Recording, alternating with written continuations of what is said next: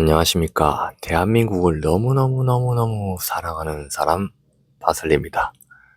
최근 기록적인 폭우로 피해를 입은 경남의 거제 지역 소식을 아마 뉴스로 접해서 들으셨을 겁니다.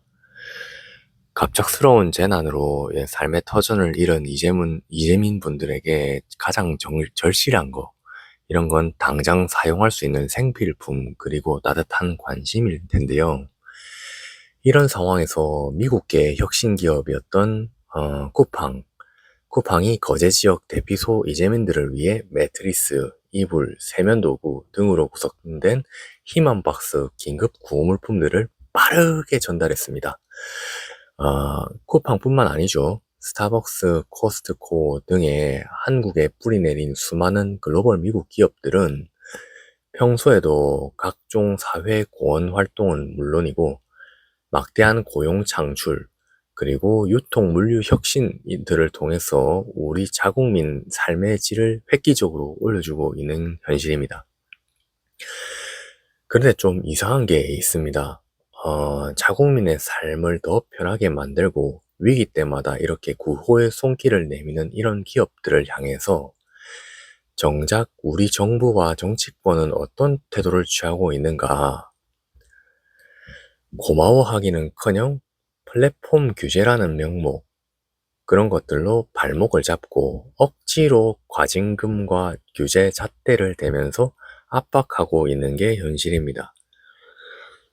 같은 저울에 대고 채찍질을 하는 게 아니란 얘기죠.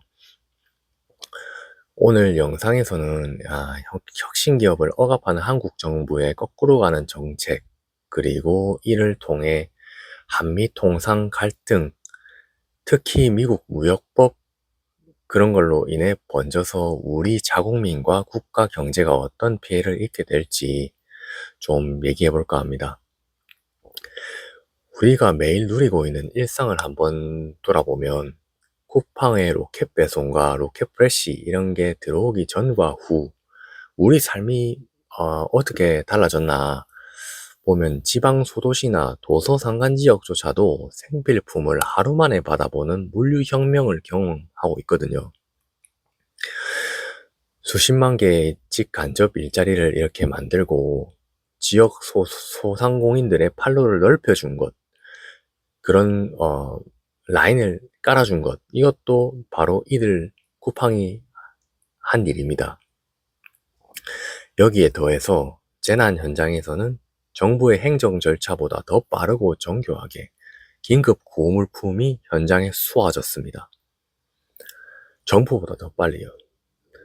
스타벅스 역시 한국자생재단을 통해서 대규모 청년 장학 사업, 그리고 문화재 보존 활동을 펼치고 있죠. 이 기업들의 공통점이 뭔가? 소비자들에게 실질적인 이익을 주고 국민의 삶의 질을 향상시키면서 국가 경제의 선순환을 만들어낸다는 점입니다. 선순환을 만들어내요, 정말로. 자본의 국적이 미국일 뿐 한국 땅에서 한국인 임직원들과 함께 한국 소비자들을 위해서 진정하게 서로 상생하는 민생기업들입니다.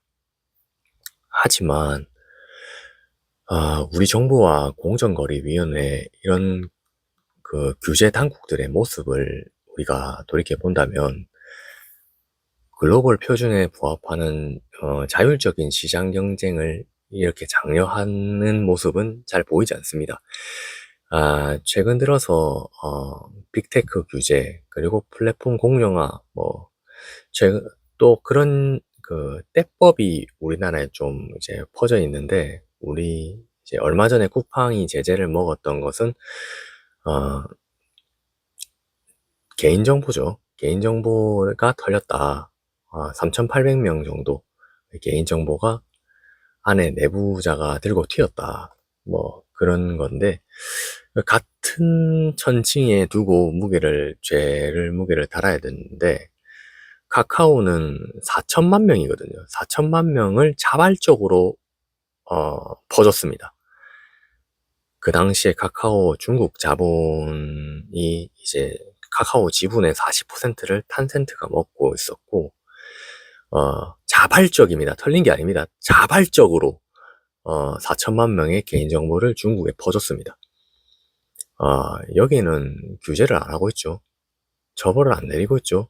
왜? 친중 기업이기 때문입니다. 참 안타깝습니다. 저는 개인적으로 지금 현 시점을 외국에서 보고 외국에서 그 제3자의 관점으로 바라본 우리나라가 중공 감정기라고 개인적으로 생각합니다. 이미 중공 감정기 상태까지 어느 정도 초입 단계까지 왔다. 경찰조차 중국과 중공과 MOU 상태이기 때문에 중공과 MOU 된 그 센터죠. 그런 곳은 이미 일제시대에 일제강점기 때의 그 조선 총독부와 다를 게 없다. 그렇게 보고 있기 때문에 이런 얘기를 연이어서 하게 되는 거고, 다시 이제 주제로 넘어와서 그런 플랫폼 규제법이 이제 들어와서 무리하게 조사 체계를 갖고 기업들의 물류망 뭐 이렇게 구축해 놓은 물류망과 소비자에게 더 빠르고 그런 서비스를 제공하는 이런 것을 시장 지배력을 하고 있다, 뭐 행사하고 있다, 뭐 그걸 남용하고 있다, 이런 이딴 프레임을 쓰면서 깎아내리고 있거든요. 정작 중국산 저가 이커머스 공습에는 속수무책으로 시장을 열어주고 있는데, 한국 시장에는 수조 원을 투자하고 있는 국민 일자리를 만드는 이런 기업들에게는 혹독한 가혹 행정을 펼치는 납득하기 어려운 역차별을 벌이고 있거든요. 더 큰 문제는 이러한 국내 규제 행태가 단순한 내수 문제를 넘어서 한미동맹과 통상마찰이라는 치명적인 외교 안보 리스크로 비화되고 있다는 사실이죠. 최근 무역 대표부 USTR 그것과 미국 의회 통상 관련 기관에서는 한국 정부의 미국계 기업에 대한 차별적 규제와 억압 정책을 심각하게 바라보고 있습니다. 급기야 미 정치권 그리고 투자자들 중심으로 강력한 보복 조치인 미국 무역법 301조 슈퍼 301 그것에 대한 조사 요구와 발동 가능성까지 수면 위로 떠올랐죠. 무역법 301조와 슈퍼 무역법 301조는 좀 다릅니다. 외국인 정부가 미국 기업에 대해 불공정하거나 차별적인 행정을 펼쳤을 때 미국 정부가 강력한 관세 폭탄이나 무역 제재를 가할 수 있는 그런 통상 무기인데, 과거 미중 무역 전쟁의 시작점이기도 했죠. 우리나라는 굳이 이런 긁어부스럼을 만들 필요가 없다는 얘기죠. 우리는 수출로 먹고 사는 나라고, 미국이 큰 마켓입니다. 미국이 전 세계 어느 대륙을 다 합한 것보다 더 큰 마켓이거든요. 유럽을 다 합한 것, 거기다 아시아를 다 합한 것, 중국을 다 합한 것, 오세아니아 다 합한 것, 아프리카를 다 합한 것, 아메리카를 다 합한 미국을 제외한 아메리카를 다 합한 것, 이 모든 전 세계 다 합한 시장이 미국의 반이 안 됩니다. 우리가 판매하는 것이. 여러분들 잘 아셔야 됩니다. 미국에 잘 보여야 돼요. 고객사입니다, 고객사. 고객입니다. 왕이라고요. 거기다가 왜 밑보일 짓을 합니까?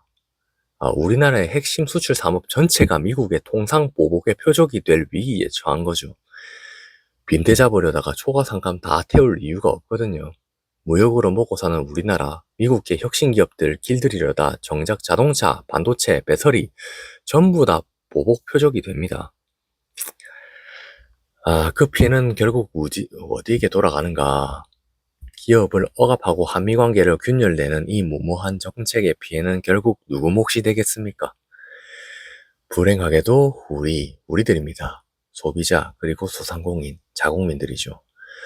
소비자가 후생후퇴할 수밖에 없고, 일자리와 투자가 위축될 수밖에 없고, 국가 경제에 이제 위기가 올 수밖에 없는 거죠. 미국과의 신뢰가 무너지면 환율과 그리고 수출 타격, 국격이 하락하고 거대한 부메랑이 돼서 국민 경제 전체에 흔들리게 됩니다. 이게 제가 환율이 점차 오를 거라고 생각하는 또 다른 이유 중 또 하나입니다. 고객사에 잘 보일 생각이 없는데, 영업을 못 하는데, 우리나라 정부가, 행정부가 영업을 못 하는데 뭐 팔리겠습니까, 물건이?